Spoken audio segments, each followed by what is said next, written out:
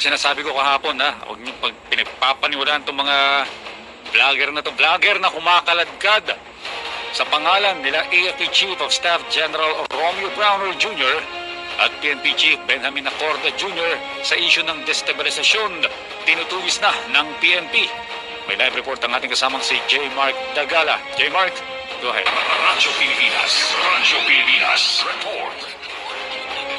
Audrey, natasa na ni Philippine National Police o PNP Chief Police General Benjamin Acorda Jr. ang kanilang anti-cybercrime group para tugisin itong vlogger na nagpapakilalang isang retiradong general ng Pagtatang Lakas ng Pilipinas.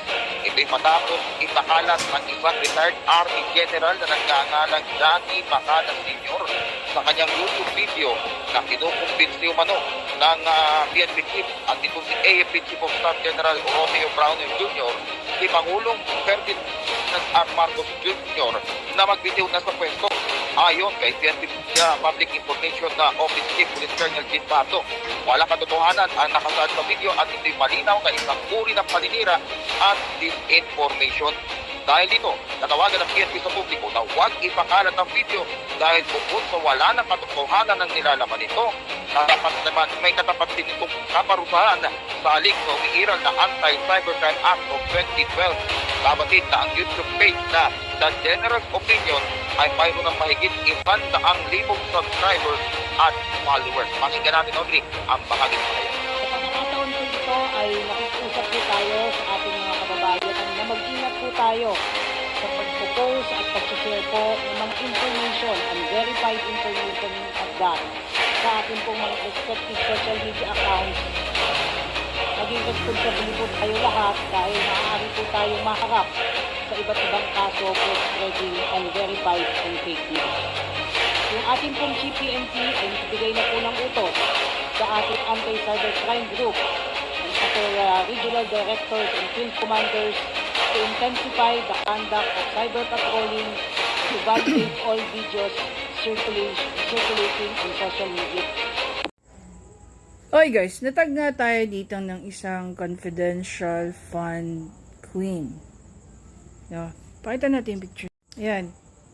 Mga anti-VP Sara. Malagay dito, confidential fund queen. 0 to 125 million yata. And tinag niya kami rito. Kami nila Ma'am Joey, pati nila, I don't know, hindi ko kalala yung iba. Ma'am Joey, Sir Coco Locoy, si Ger, si Uncle Ryan, pati si Old School, no? Talagang lahat ng account ni Old School, no? Tinag. Malagay dito, isama nyo na po sina. Tapos nakatag ako. Mga pro-China at nagpapakalat na nagdodroga si PBBM. Meron pa pong iba, lalo na yung... Alam mo kung sino ka man na nagtag sa akin, medyo malakas-lakas din ang loob mo sa pagtatag sa akin. Maliban dyan, makapal din ang mukha mo. I don't make any, as far as I can remember, parang hindi naman ako nag-create ng any content about sa pagiging pro-China. But I support those people who talks about the issues ng WPS. With the likes of the DDS vloggers like ni Sir Mark, Ma'am Joey, sino pa? Sila Attorney Trixie, si Sas, sila KLC. Diba? Pati yan sila. Mga kaibigan ko yung mga yan eh. So, anong pinagsasabi mo? Kami ba nagpapakalat ng maling impormasyon? O it's just that yung impormasyon na tama at nasasaktan kayo, ginagawa niyong maling impormasyon? Sa pagkakaalam ko kami, nagre-react lang kami, nagbibigay lang kami ng commentary sa mga available na information na nakikita mo online. Iyon ang pagkakaalam ko. Ngayon, pag nagre-research kami at ang lumalabas na iba na pinapalabas nyo na tama, na mali rin pala, ginagawa nyong fake news. Kasi mga bulag kayo. Pag hindi umaayon sa inyo yung komento namin, binabanatan nyo kami.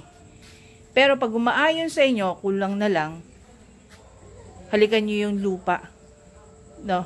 Nagpapasalamat kayo na inaayunan namin yung inyong mga opinion or kung ano man yung tingin nyo sa mga bagay-bagay. Kaya ganyan.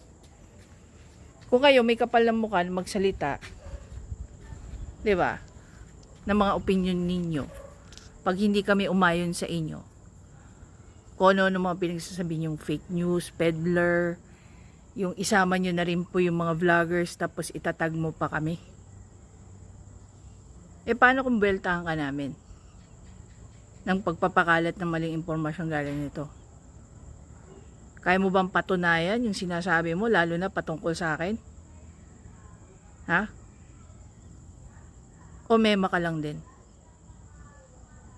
Tapos tatago ka pa sa mga ganyang klaseng account, troll account. Kung makapal din naman ang mukha mo at nagtatapang-tapangan ka, huwag kang tatago sa mga troll accounts. 'Di ba?